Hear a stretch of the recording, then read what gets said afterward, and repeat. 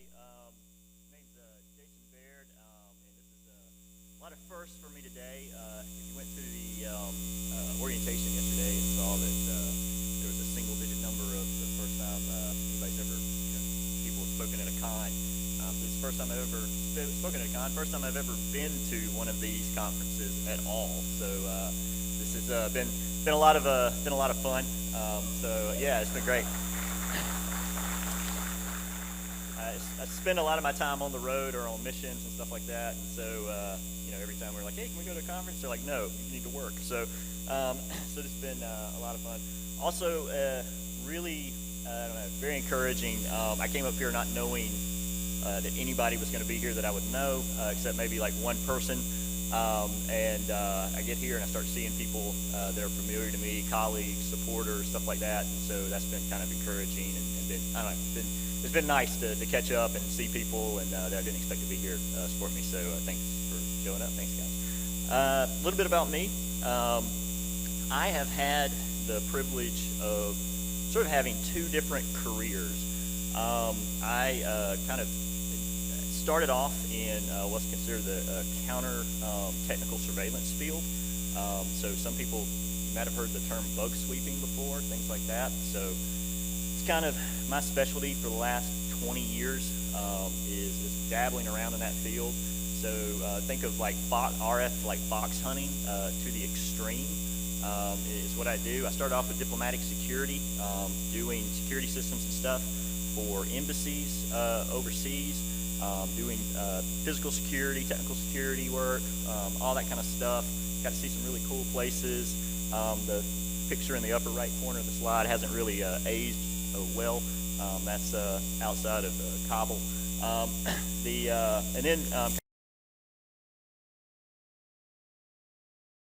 I kind of, after diplomatic security, they sent me to teach other people the craft, and so to different agencies and things like that. So had a lot of fun doing that, taught for like 8.5 years, and then moved down to Tampa, Florida to ShmooCon and helped them start some programs down there as well. So a lot of time doing that. Also, after that, I kind of went into my second career, which was red teaming, physical penetration testing and red teaming. I showed up at a red team, and they said, "Hey, do you know anything about cyber operations?" And I was like, "Well, I can run Wireshark, and I can look at packets, and I'm decent with that." And they're like, "Well, you know anything about Nmap?" I was like, "No."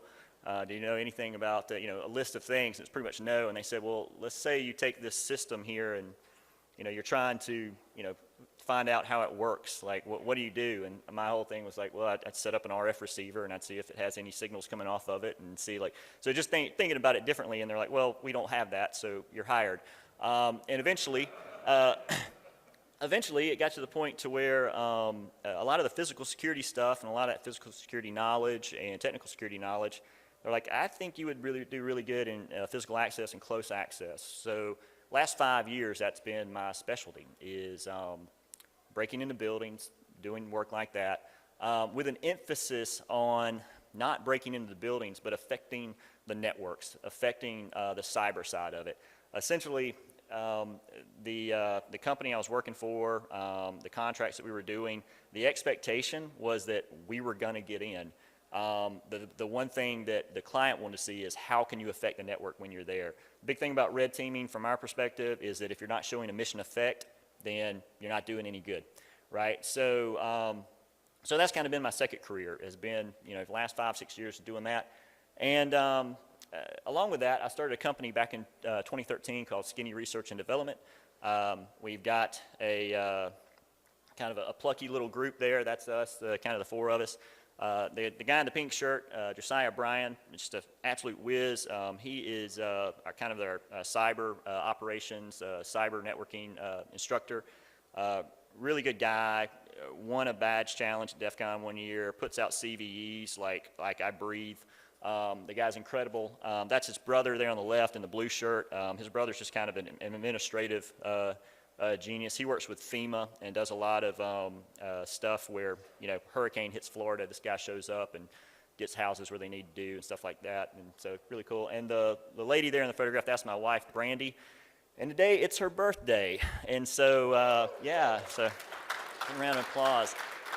She, living like we do, sometimes we can end up on her birthday in Australia, but we're most likely ending up in a place like the northern end of New Mexico in the desert, where the only thing you can smell when you wake up is the cattle's being slaughtered in the morning. So she has seen a lot of crazy things, and when I asked her, I was like, hey, I'm going to apply for this. I don't know if, this might be on your birthday. She was all game. She's like, apply. We're going to have some fun. So thank you for letting me do this. But yeah, so we do a lot of training, do some consulting projects, but the main thing we do is training. We love to train people, cyber training, physical security type training, and TSCM type training. So I do a lot of electronics, a lot of RF type training, but that's sort of our thing. So a little bit of disclaimer.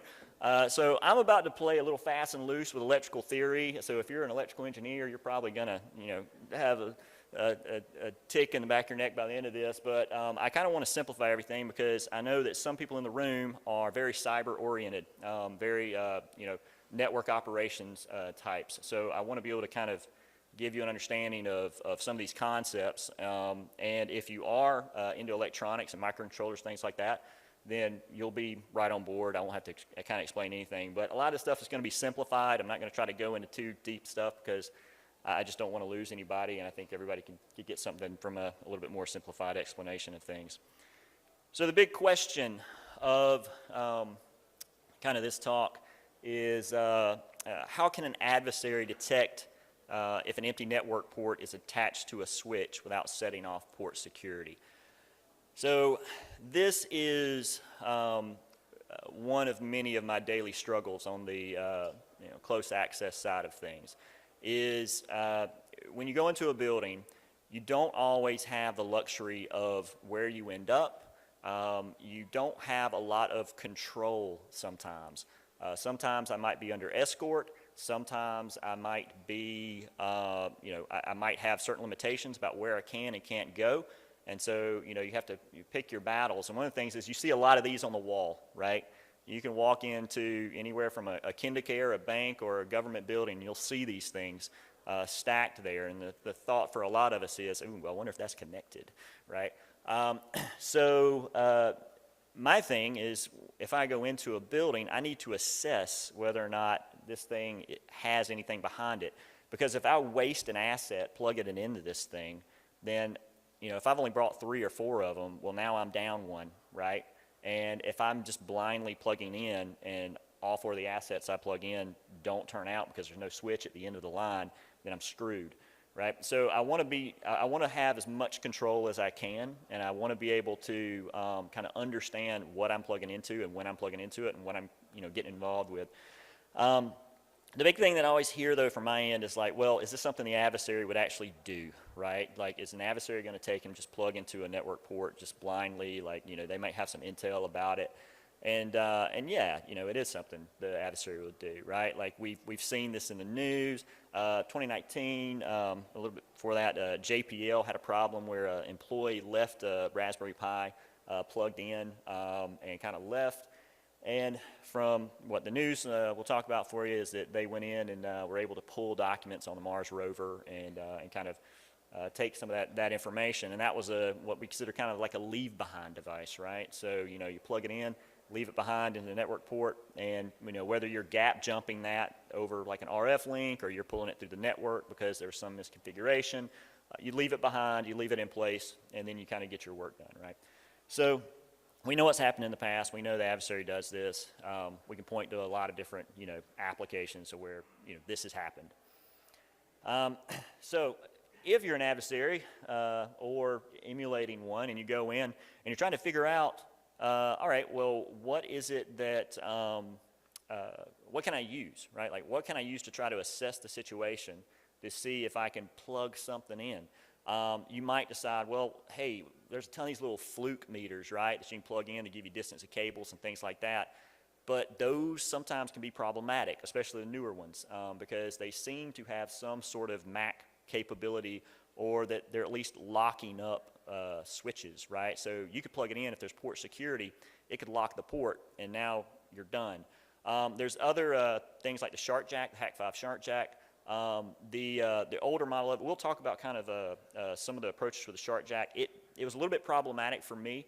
There are, I think, ways to set it up to where it's not as problematic, but we'll kind of discuss that a little bit later. So this was my problem, was, how do I know, right? How do I know what is behind that wall plate? Is there a switch at the end of the line or not? I didn't arrive at the proper solution for this until I started to merge those two worlds that I came from. So the counter-surveillance world and the cyber world, until kind of a solution came up. And I kind of want to walk you through what happened with a pre-problem, right? So this is a problem that I faced years ago. If I'm an investigator, right, and I'm doing this technical surveillance countermeasures job, and I'm trying to figure out, how to assess a network, one thing that like bug sweepers do is their main job is to validate the integrity of everything, right? So if I walk into this room and I'm like, okay, well, what am I scared of? Like, what am I going to be looking at? Well, the legs in these chairs, right? Like, how do I know that the legs in all of these chairs actually are pristine? I don't, right? I need to figure out a way to know, right? The backs in these chairs, the carpet, the table, right? The projector, right? Like, somebody could put something in any one of these to capture audio, maybe capture video. And there are trade-offs, right? If it's in a chair leg, then it's probably going to be battery powered. It's probably not going to last super long, right? There's all these things, but the job of a countermeasures person is to validate the integrity of everything in the room, right? So then you can turn to a security manager and go, yeah, you're clean. Go ahead, have your conference, have your private conversations. You're good to go. So that's kind of the problem. And when you move that to Cat5 and copper Ethernet infrastructure, now you're saying, all right, well, how do I validate the length of that run from the wall plate all the way to the switch outside of that area of concern? How do I validate every inch of that, right? So that's a problem. Well, one of the ways you can kind of do that, you can kind of rephrase that question, is does Cat5 based Ethernet infrastructure provide any reliable, repeatable, measurable characteristics from line to line? Why is this a good question to ask? I'm kind of interactive, so feel free to speak up. Like, why? Like, what does this give me by asking this question? Yeah, exactly. So a repeatable method of testing. Exactly. That's perfect, right? So, what I'm looking for on a Cat5 cable, if I've got some equipment that, whether it's a meter or an oscope or something like that, I'm trying to look for some repeatable method so I can go from port to port to port to port and make sure everything looks the same, right? So let's take a look at Cat5 based infrastructure real quick. For some of you, this will be a review. But we'll start with 10/100 megabits, right? So inside a Cat5 cable, you've got 4 pair. This is set up as a 568B wiring standard, or like what I like to call it, the right wiring standard. So, sorry, old telephone guy. So the 10/100 setup is that you have a blue, orange, green, brown pair. I almost want to say slate, but that's telephones. But you have these set up in there. And what you don't normally see when you see this in a textbook or anything like that is you'll notice I put some little icons at the end of each one of these pair. Those are transformers. Those are coils, all right? So those are inside of the NIC.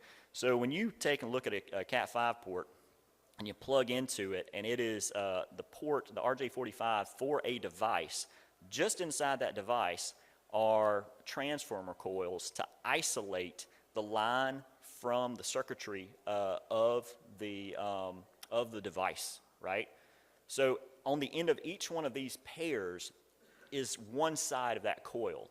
What happens is your digital stream, your digital bits, ones and zeros, it goes down this wire, hits that coil, and those coils are really close together. They're not touching, but they're really close, and they magnetically couple from one side to the other, right, to give it that isolation in the circuit.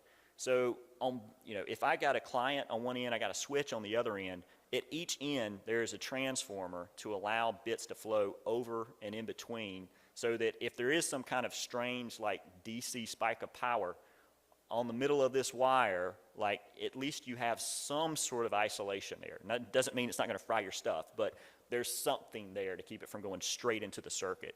So this is kind of the way it is. Now with 10100, just kind of as a review, what pairs are used on a 10100 line? Anyone? Orange is one. Second? Not blue. Green, yes, orange and green. So on a normal, like old 10100 megabits per second, you have the orange and the green. If you've ever used one of the one of those little taps, what do they call them, like throwing star taps and stuff like that, what they do in order to do that, make that work, is if you've got like a gigabit switch or something, they actually kind of cut off service to certain lines so that it forces it to go into a 10100 megabit mode, and the only traffic is going to be on the orange and the green pair. That way you can sort of pull off of it. But so that's 10100. So on a gigabit line, what wires are used? All of them, yeah, every one of them. So all of them's in use at that point. So the cool thing is, if you were to take and you were just to cut the brown wire here, what would happen is it would downgrade immediately and go into 10100 mode and just use the orange and the green pair, so you wouldn't be completely screwed. Some people don't know that about switches, is that they're fairly agile sometimes about changing speeds. And when they change speeds, they actually change physically the waveform on the line. It'll completely change the way it sends bits up and down the line. So yeah, so that's kind of how Cat5 infrastructure works. So back to our question, does Cat5-based Ethernet infrastructure provide any reliable, repeatable, measurable characteristics from line to line? So if I'm looking at my handy-dandy multimeter up here and I'm looking at the different functions that are on it, I can take a look and see that there's different things that I can measure with a multimeter, right? I can measure DC voltage, AC voltage, DC current, AC current. DC voltage, right? So where do we see DC voltage mostly? What's that? I thought I just heard battery, like, yeah. So sometimes you'll see it in a battery, right? You'll see it, it's just, not the type of voltage you get from plugging into a plug in the wall. But in Cat5 cable, you sometimes see DC voltage with power over Ethernet. It may or may not be there. But if you're going into a building and you don't know what you're going to look at, or you're going into a building to do an investigation, you might not know what might be there. So essentially DC voltage sometimes might be reliable, oftentimes it's not. You don't know if there's going to be any DC voltage there to check. AC voltage, on a multimeter, AC voltage is talking about 60 hertz, like wall power. If you see that on Cat5 lines, run. Don't lick it, that's one thing. So yeah, you don't want to kind of be around that. DC current, kind of the same way. If there's DC voltage there, there'll be DC current. So that just depends on if you got power over Ethernet. The one thing that does repeat from line to line, though, is resistance. Okay, so in each one of these lines, like we talked about, you have that coil set up there. And so the way that resistance is taken, and kind of show you here, the way you take resistance with a meter is the meter will push a little bit of voltage down the line. So if you've never ever worked with electronics before, all resistance is the amount of crap that's on the line that'll slow your charge from going from one end to the other, right? So if you've got a line that is 100 feet long, the resistance of that will be X. If you've got a line that's 1,000 feet long, all right, it's going to be more than X, right? The more length of the line, the more resistance you'll have.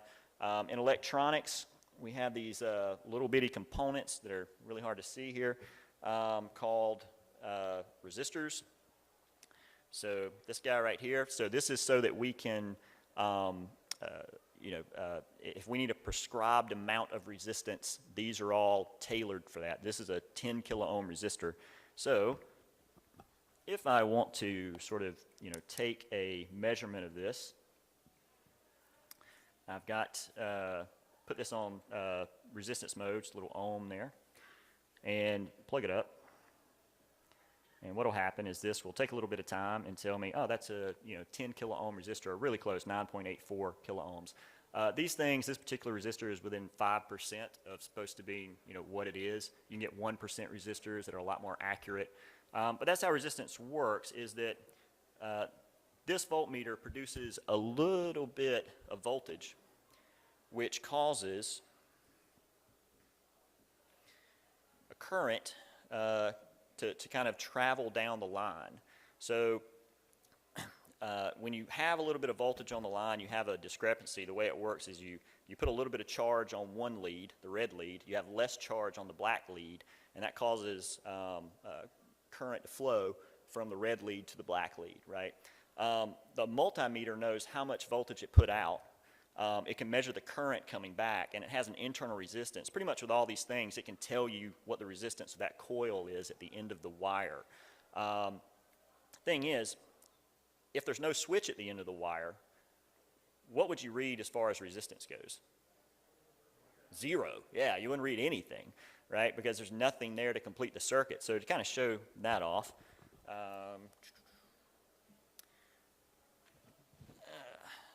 anybody seen one of these before? So this is called a modular adapter. Some of you might have heard of this as a banjo. What it does is it breaks out each conductor in the Cat5 cable. So, so this is conductor 1, 2, 3, 4, 5, 6. So it lets you actually plug in. So I've got this plugged into a switch right now. So if I take and go onto, let's just say the fourth pair, which is 7 and 8, hook it up, you'll see it gives me a reading of somewhere under 10 ohms. This is coming up 3.94 ohms. This will be for every pair. So if I go to 1 and 2, and do it again, it'll give me the same thing. Every balanced pair reads under 10 ohms every single time on every single device across the world if it's balanced pair Ethernet. So when we're talking about from an investigative perspective, doing like a bug sweeping thing, I can rely on every balanced pair always giving me less than 10 ohms of measurement every single time. It doesn't matter if it's a PoE switch, doesn't matter if it's a network switch, it's always the same.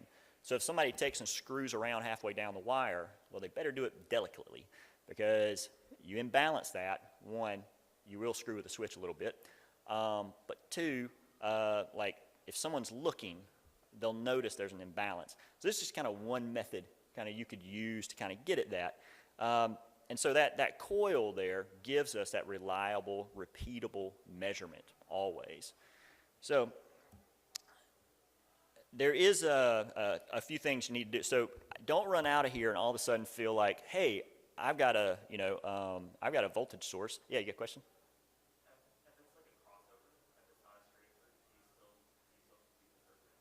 Oh, so if it's so you're talking like a crossover cable? Yeah, I mean, as long as the balanced pairs are actually terminating on the balanced pairs inside the client device, yeah, you'll still get the same thing.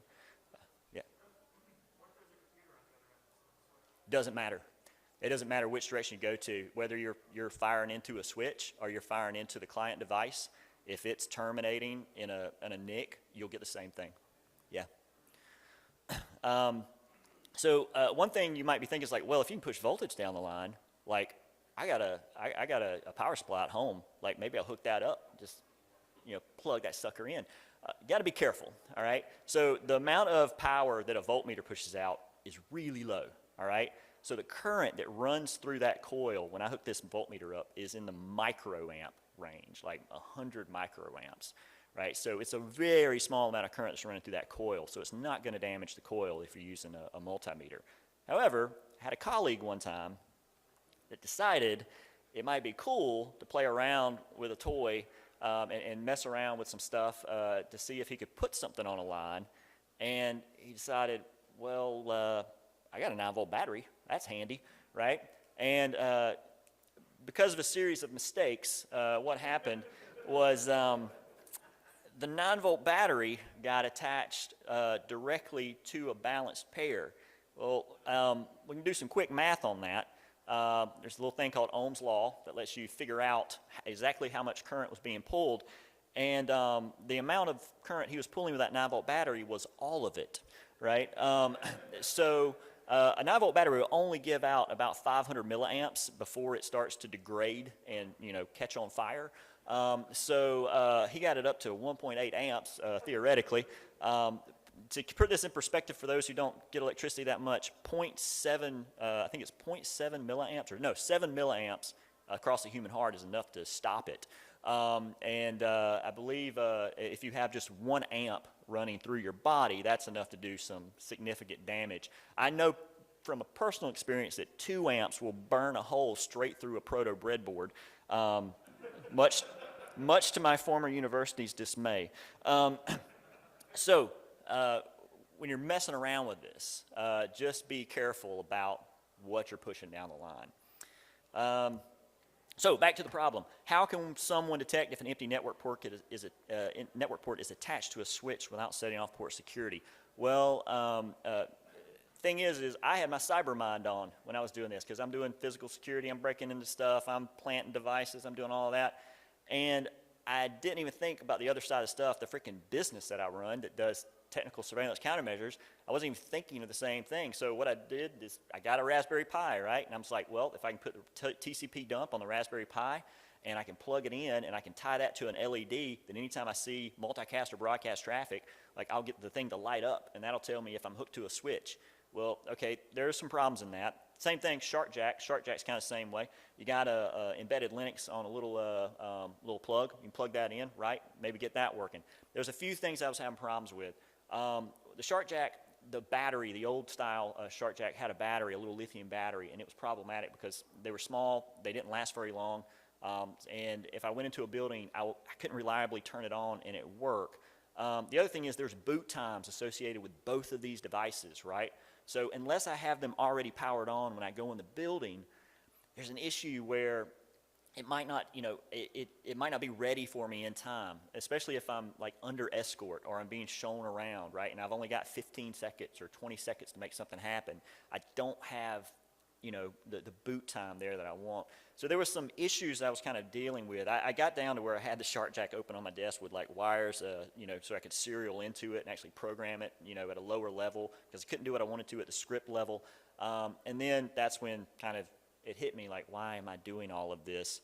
I could solve this problem really easily with what I call prototype 0. All right, so the first time I ever did this in the field, I walk into a room. It was nice because we were able to get into the building, no problem. It was fairly open, and see a network jack. Well, the network jack was a TV mount network jack, which means it's about right here, okay? So I'm like, great, like I'm gonna try my new trick. So I take my banjo, my modular adapter there, plug it in, okay? Then grab my multimeter, and then hold it up here and have my 2 leads and start stabbing at it, right? Trying to get it to, it's like I need a 3rd hand at this point, or a 4th, because I can't like do all of this at once. I'm trying to like find, stab it, trying to like, get the leads to connect to that. It was, I'm thinking in my head, it's like, oh, this would be great, because if it's on the ground, I can just put the multimeter down, I can, do everything, but it wasn't. It was like this high. So went back to the shop, it's like, this is not gonna work. I'm gonna have something else. So look online, DIY, Google it, DIY multimeter. What do we have? Well, there's a nice setup for an Arduino at Circuit Basics that'll let you build an ohm meter from an Arduino. And so I was like, oh, this is fantastic, right? So built this out, and I didn't like the form factor. It was a little bit bigger than I wanted. I had to have like a USB battery with it, had to hook it all up. And it was just a little kludgy. So we had a tank load of these guys, so the Teensy 4.0. It is a super fast microcontroller. It is way faster than anything I need for this, for this particular sort of application. But it's one of those things where you look over in the bin and you see 50 of them, and you're like, well, I guess that's the microcontroller we're going to use.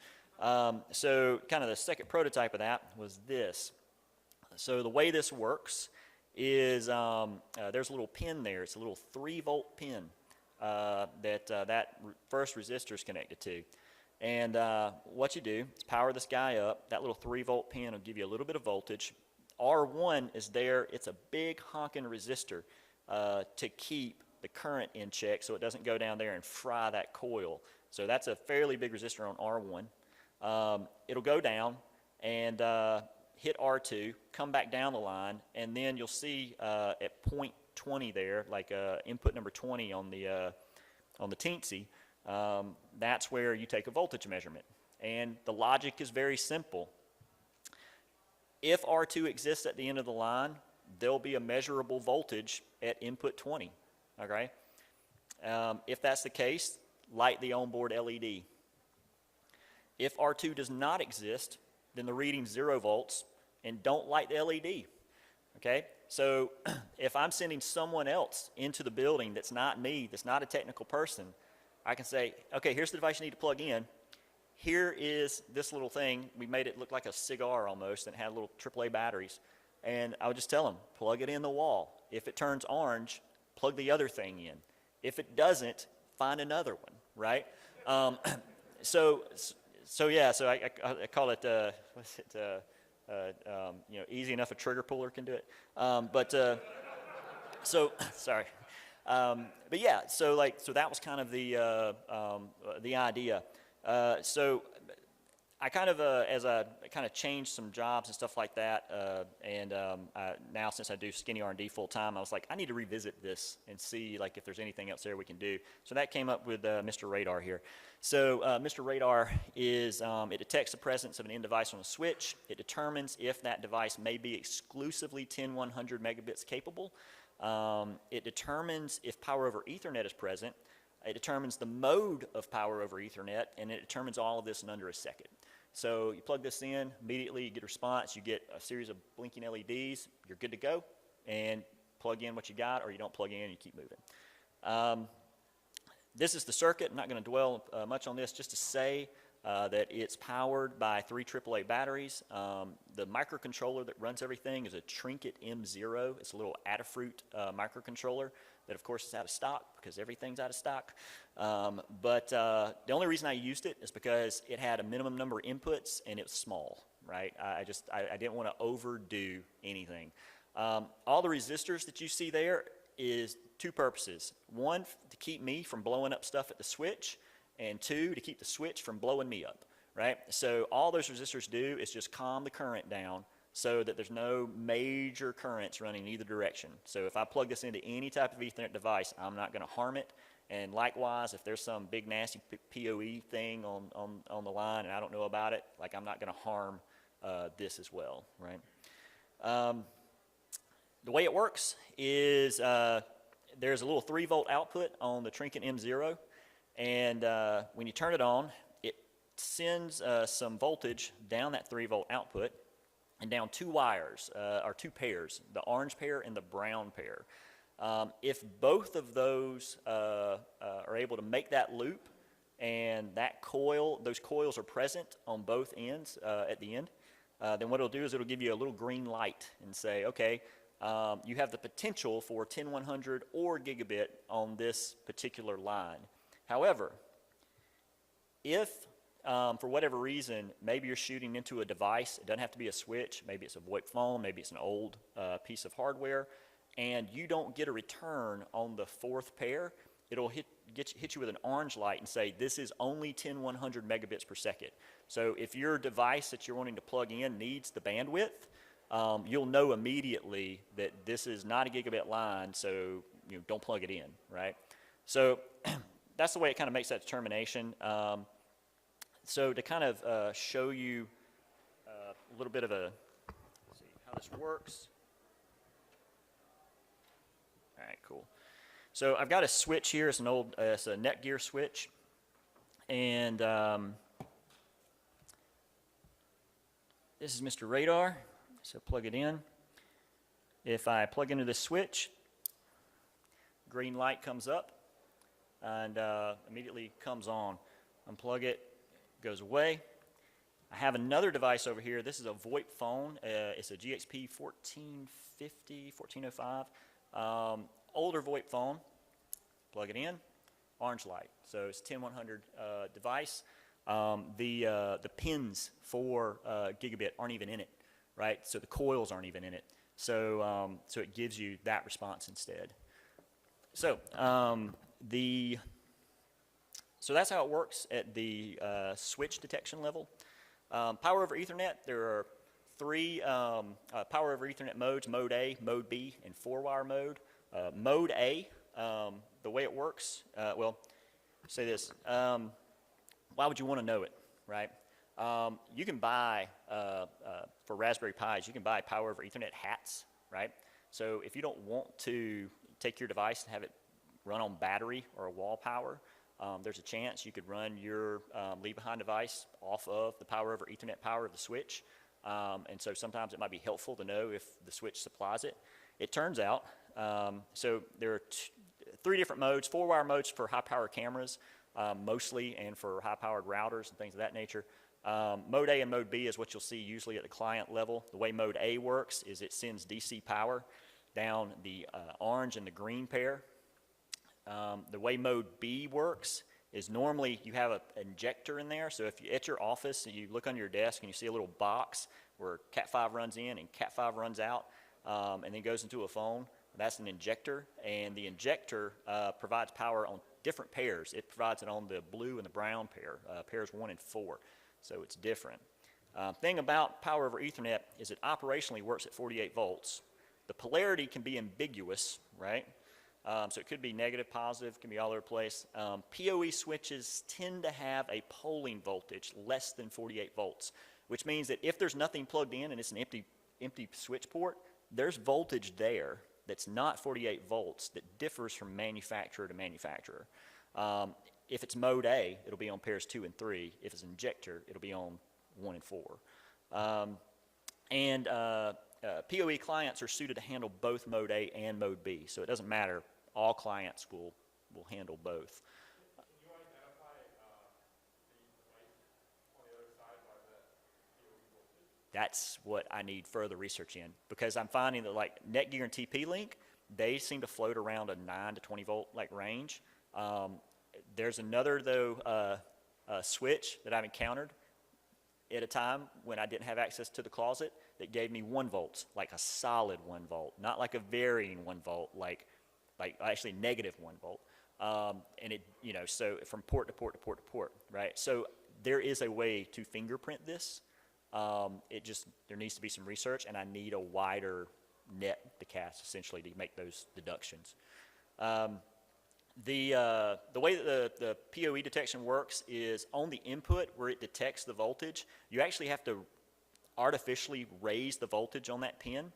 The reason is because if you get a negative voltage coming down the line polarity-wise, it'll take it below that range. If you get a positive voltage polarity-wise, it'll take it above that range. If you just left that input at 0, then anytime you got a negative voltage coming from the switch, you wouldn't be able to go below 0 on these microcontrollers. A microcontroller doesn't measure things in volts, it measures things in, this particular microcontroller has a range of 0 to 1024. And so 3.3 volts is 1024, 0 volts is 0. So what you do, the way this is set up, this little circuit is set up, is you take the input and you artificially float it. I float it at like 270 millivolts. That way, if the voltage coming in is negative, it drops it below the range. If it's positive, it pops it above the range. And so you can detect voltage either way, right? So one side of it's got an input dedicated to Mode A and looks on pairs 2 and 3. Other side of it looks at Mode B and looks at injectors, and it's an input just dedicated to pairs 1 and 4. So all it does is sit there and look. So just kind of show you how this works real quick. Well, that's freaky. There we go. Yeah, so this is the way, if you end up getting power over Ethernet and it's Mode A, what will happen is you will get a fast blinking, I'll try to cover this up, you'll get a fast blinking red LED in the upper right hand corner. So it'll just blink there. If you, that is weird. Let's see if I can just, okay, cool. Yeah, if you have an injector, then what will happen is that LED will blink slowly. Okay, so green and orange for if the switch is there, fast blink for mode A, slow blink for mode B. Really simple ins and outs, right? There, okay, great. Real quick, the code, right? There's kind of three major parts of the code, the inputs. So the way it works is it starts off, it reads any analog voltage that's on the line to see if there's any power over Ethernet there. Once it gets that reading, it then turns on a digital input to send voltage down the line to check for the coils, and it reads that when it comes back down or not if there's no coils there, right? After that, if the coil, when you shot that DC voltage down the line, it comes back. If it's greater than a particular level, then it'll say, hey, there's definitely a coil there, and it'll blink this little dot star LED, either green, I mean, not blink, but it'll turn on that green or that orange LED that you saw. And, you know, whoever wrote the function strip.show for this, kudos. And then Mr. Radar POE detection logic. If, like I said, this thing floats, you know, like there's a value between 0 and 1024, it floats at a value of 90. And so if a negative voltage comes in, it drops it below that 100 to 80 range. If it's positive, it goes above it. Big thing here, future development. I need a larger test sample size, so if you're interested in this, and this is something that you do on a regular basis, please see me. I'd like to talk with you about maybe maybe you trying some stuff out for me and see if you know, what you're getting as far as, because I would like to, maybe there's a way to fingerprint devices at the end of the line. I'd like to integrate everything in a single board. I'm not really good at taking microcontrollers and flashing them from scratch and understanding that really well. I can use commercial ones decently, so I'm trying to do that. Housing. Do need to get a housing for this thing, and I don't have 4-wire test mode in this thing yet. So that. But if you're interested in finding me anywhere, this is everywhere you can find me. So Twitter, Instagram, Facebook. Got a little YouTube channel where I've got tutorial stuff there, and then the GitHub for Mr. Radar is live. So if you want to build it from scratch, there is KiCad files for the circuit board. And there are firmware .ino files for Arduino IDE there as well. So cool. I think that's it. So I think we're down like 2 minutes. So 1 or 2 questions if you got them. Be happy to answer them. All right, cool. If you want to talk, I'll be just outside the room for a while after I clean up here, and you'll probably find me in the RF Village any other time. So thanks for coming, and you guys have a good day.